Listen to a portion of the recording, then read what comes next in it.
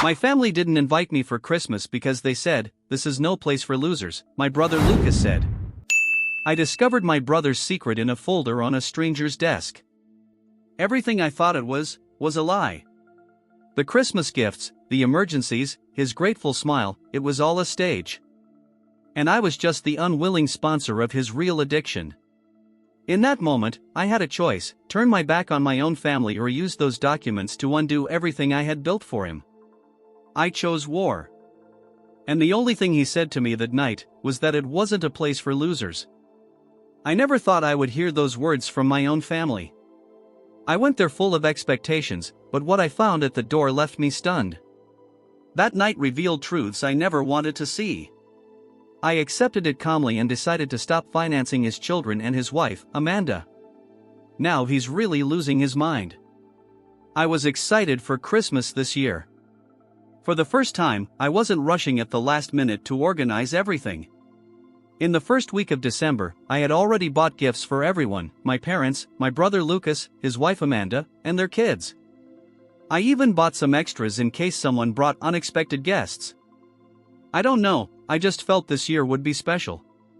That's why I was completely surprised when, arriving on the porch of my parents' house, with bags of wrapped presents in each hand, my mother opened the door and said, "We don't want you here this year." At first, I thought it was some kind of weird joke. I gave a little laugh, but then I heard Lucas's voice behind her. "This is no place for losers," he said. "Seriously, you're starting to wear all of us out." I stood there, looking at my mother. My father was in the background, not saying a word, looking uncomfortably everywhere except at me. My mother seemed uncomfortable, but didn't back down, and Lucas seemed utterly satisfied. I felt an avalanche of emotions: confusion, anger, shame. But somehow, I stayed calm. I just nodded, said, "Okay, if that's how you feel." And I went back to my car. But as I sat in the driveway, looking at the bags of presents on the passenger seat, something inside me shifted. This is no place for losers.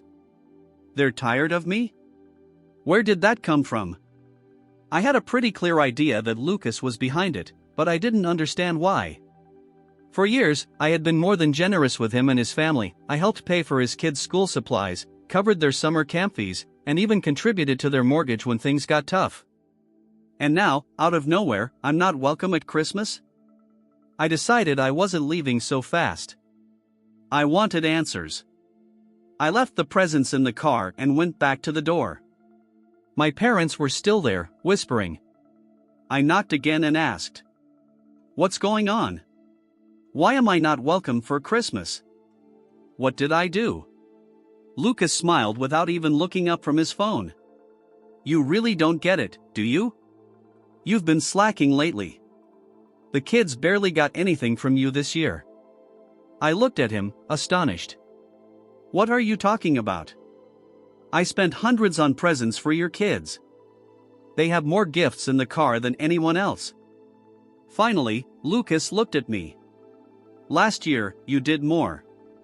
This year it seems like you don't care. It's embarrassing for us, honestly." I turned to my parents, expecting them to say something, to defend me or tell Lucas he was out of line.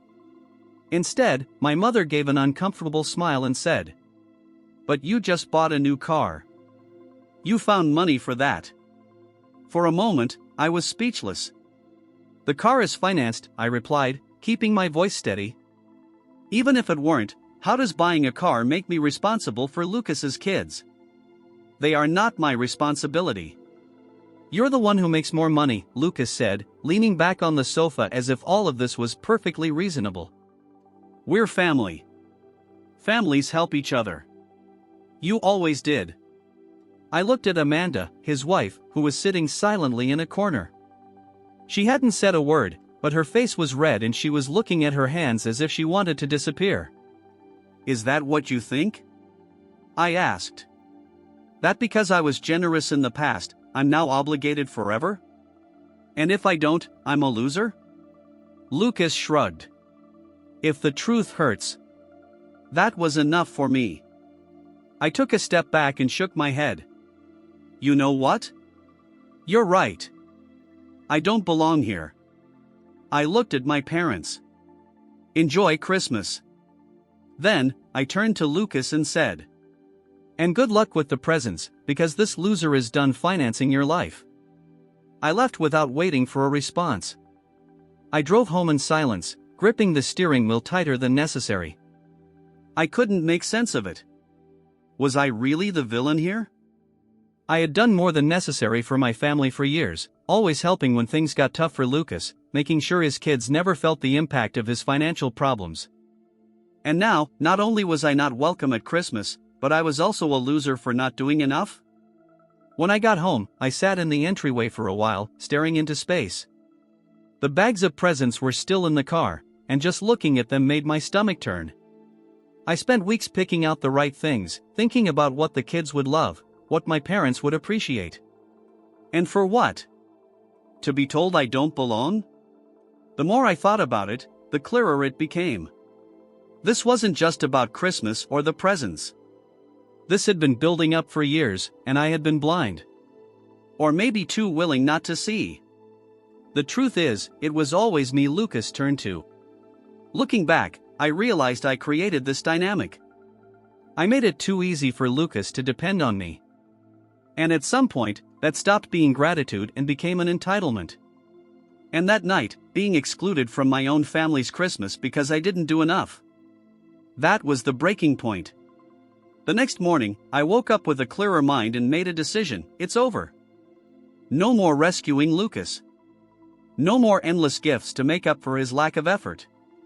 If he wanted his kids to have the things I provided, he would have to figure out how to do it on his own. Cutting ties with Lucas wasn't an easy decision. It didn't just mean ending financial support, but risking my relationship with him, his children, and possibly even my parents. But I couldn't keep being treated like an ATM instead of a brother and a son. I didn't reach out to anyone, and they didn't reach out to me either. I thought maybe they'd gotten the message, but I should have known Lucas wouldn't let it go that easily. The silence stretched all the way to New Year's Eve. No calls, no messages, nothing. For the first time in years, I spent the holidays completely alone. I won't lie, part of me thought about calling. But every time I picked up the phone, I remembered Lucas's smug smile and his words, "This is no place for losers." Mid-January, I got an unexpected message from Amanda. It said, "I just wanted to say I'm sorry. I don't agree with what happened. Lucas wouldn't listen to me, but I thought you should know." I stared at my phone for a long time, unsure how to respond. On one hand, I felt relieved knowing someone in the family saw things as they really were. On the other, Amanda had stayed silent that night, and her apologies now felt too little, too late. Finally, I replied, "Thanks, Amanda. But this isn't something I can get over easily right now." She didn't push the conversation further, and that was fine by me. Then, in early February, Lucas showed up at my house unannounced. I was in the middle of a work meeting when I heard knocking at the door. I wasn't expecting anyone, so at first, I ignored it. But the knocking didn't stop. When I finally opened the door, there was Lucas, looking more disheveled and frustrated than I'd ever seen him. "We need to talk," he said, stepping inside before I could stop him. I crossed my arms. "About what?" He got straight to the point. "You need to stop this and start helping again." I laughed. Not because it was funny, but because I couldn't believe he was serious. "Helping? You mean funding your life?" "I already told you I'm done with that." He stared me down. "You're the one with money. Do you have any idea how hard things have been for us since you decided to act like this? The kids barely have what they need. Amanda is trying to keep everything together, but we can't make it without your help." I couldn't believe what I was hearing. "Are you listening to yourself? You're a grown man, Lucas. You have a wife and kids. Need more money? Go out and earn it. It's not my job to fix your problems. You always helped before," he shot back. "Why are you being so selfish now?" "Selfish?" I repeated. "You want to talk about selfish? Let's talk about how you lied to our parents about me, turned them against me, and then banned me from Christmas because I didn't spend enough on your kids. And now you're here asking for more? You've got a lot of nerve." Lucas started to say something, but I raised my hand to cut him off. "We're done here. I'm not giving you another cent. And I don't want to hear from you until you learn to act like an adult." He stood there for a moment, glaring at me, before storming off. After Lucas left, I thought that would be the end of it. For a while, maybe he'd complain to our parents, but eventually he'd get the message that I wasn't budging. I was wrong. 2 days later, I got a call from a number I didn't recognize. Normally, I wouldn't pick up, but something told me to answer. "Hello, is this Michael?" a man's voice asked. "Yes."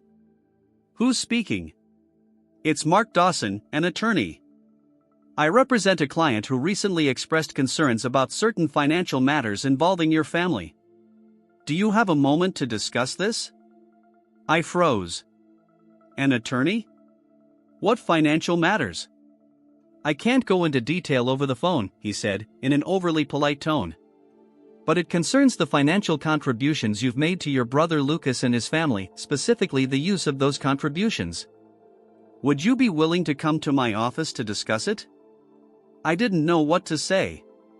My mind was racing with possibilities. Had Lucas taken out a loan in my name? Was he using my information for something shady? Or was this just another desperate attempt to guilt me into giving more money? "Who is your client?" I finally asked. There was a brief pause. "I'm afraid I can't disclose that at this time, but I assure you this is not a lawsuit against you. It's more of an inquiry." Against my better judgment, I agreed to a meeting. Curiosity got the better of me, and I couldn't shake the feeling that there was more to this than just Lucas being Lucas. When I walked into Mark Dawson's office the next day, I didn't know what to expect. But as soon as I sat down, he dropped a bombshell. "The client I represent is Amanda," he said, sliding a folder across the table toward me. I was completely taken aback. "Amanda? Why would she need an attorney?" Mark folded his hands and studied me carefully. "She believes Lucas has been misusing the money you've given over the years. She has reason to suspect he's been hiding money from her and from you." My stomach turned. Hiding money? What does that mean? He opened the folder, revealing copies of bank statements, receipts, and what looked like screenshots of text messages. "She suspects Lucas has been diverting your financial contributions into a separate account. According to what was discovered, Lucas may have been using the money for gambling and other personal expenses instead of supporting his family." I took the documents, disbelief washing over me. "Are you telling me that all those times I helped him with bills, with the kids' school things, that money never went to them?" Mark nodded solemnly. "It appears so. Amanda discovered this recently and came to me because she didn't know what to do. Initially, she didn't want to involve you, but given the circumstances, she felt you needed to know." I couldn't believe what I was hearing. Lucas had been deceiving me all this time, taking money I thought was helping his family and spending it on who knows what. I didn't know if I felt angry, betrayed, or simply stupid for not seeing it sooner. "Does Amanda have proof?" I asked, my voice tight. Mark nodded again and pushed the folder closer to me. "See for yourself." I examined the documents. There were transfers from my account to Lucas's that matched the times I'd helped with emergencies. Then, there were large withdrawals from his account into another separate account in his own name. I saw transactions from that account to online gambling sites, expensive restaurants, and even hotel stays. Unbelievable. I muttered, flipping through the papers. Mark continued. Amanda didn't have access to his banking information until she found some statements he'd left lying around. That's when she came to me. I leaned back in the chair, trying to process it all. What does she want me to do? When I left Mark Dawson's office, the weight of Lucas's betrayal was crushing. Every piece of evidence presented by the lawyer felt like a stab in the back. He had not only abused my generosity but had intentionally deceived me and Amanda, lying while wasting money that was meant to support his family.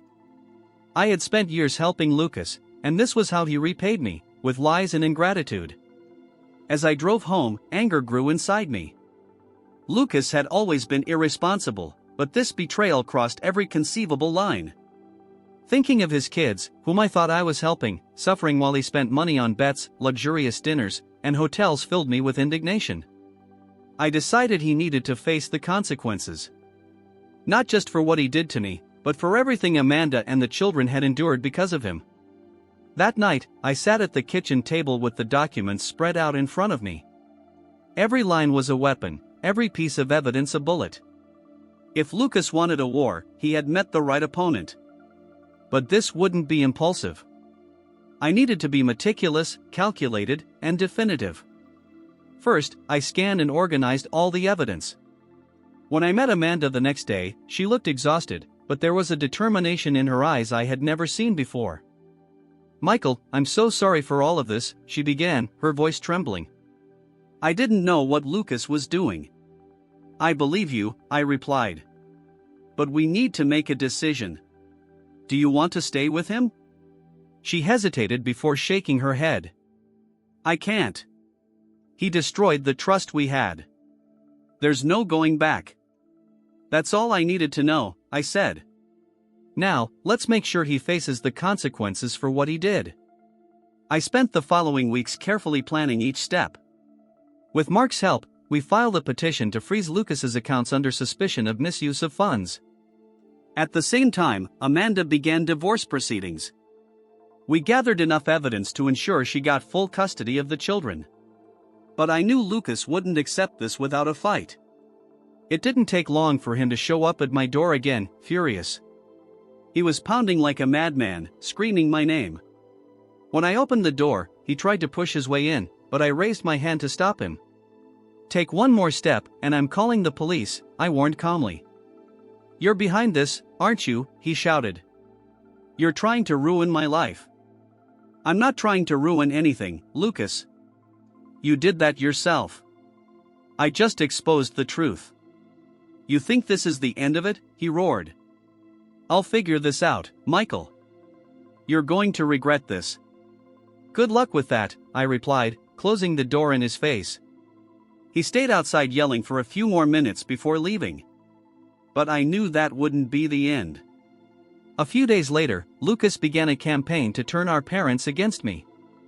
He went to them crying, saying I was destroying his life and that Amanda and I were conspiring to leave him with nothing. My mother, always inclined to believe Lucas's stories, called me demanding an explanation. "Michael, how can you do this to your brother? He's suffering so much." "You want to know what's really happening, Mom?" "Fine," I replied. "I'll show you." The next day, I went to their house with all the evidence. I presented every document, every transaction, every piece of proof of Lucas's lies. My father stayed silent, but the shame was evident in his eyes. My mother, however, tried to justify it. "He was under a lot of pressure. Maybe he made mistakes, but he's your brother." "He didn't make mistakes, Mom. He chose to deceive us, to lie to you, to me, and to Amanda. He chose to gamble away money meant for his family. And now he'll have to face the consequences." The conversation ended with them visibly shaken, but for the first time, they didn't try to defend him. Meanwhile, Amanda was rebuilding her life. With Lucas's accounts frozen and the evidence in her favor, she obtained full custody of the children and control of the house. Lucas, on the other hand, was in free fall. The debts he had hidden began to surface, and creditors weren't willing to wait. He lost access to his accounts, and his reputation was ruined. For me, however, it still wasn't enough. Lucas needed to fully understand what it meant to manipulate and betray someone who only wanted to help him. So, I exposed his actions to our friends and close family. Not out of vengeance, but so they would know the truth. Lucas tried to confront me in public, but this time, I was prepared. "You have the nerve to confront me after everything you've done?" I asked. "After stealing from your own family, lying to all of us? What did you think would happen, Lucas? That I'd keep funding your lies?" He had no answer. The people around us began to see who he really was, and the support network he'd had for years started to crumble. Amanda, in turn, was rebuilding her life. She found a stable job, enrolled the kids in a good school, and finally found peace. As for me, I learned to protect my generosity. I would never again allow anyone to take advantage of my kindness. Lucas was left alone, facing the consequences of his choices. He tried to get back on his feet, but with so many debts and a ruined reputation, he ended up isolated, with no one to turn to.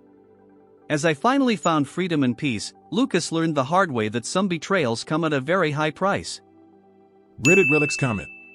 This story really makes you think about the limits of generosity and the importance of setting clear boundaries. It's sad to see how someone can take advantage of another person's kindness, but it's also inspiring to see how the OP took control of the situation, defended those who truly needed it, and sought justice. I think the lesson here is that helping others is wonderful, but we can never ignore signs of abuse or manipulation. What would you guys have done in his place? Share your thoughts in the comments below. I'd love to hear them. Did you enjoy this story? Then hit that like button to show your support for the channel. If you haven't subscribed yet, make sure to do it now and turn on the notification bell, that way you won't miss any of the upcoming videos. Oh, and there are already 2 more incredible stories waiting for you right here on the screen. Pick one and keep watching with me. Thanks for watching, and I'll see you in the next video.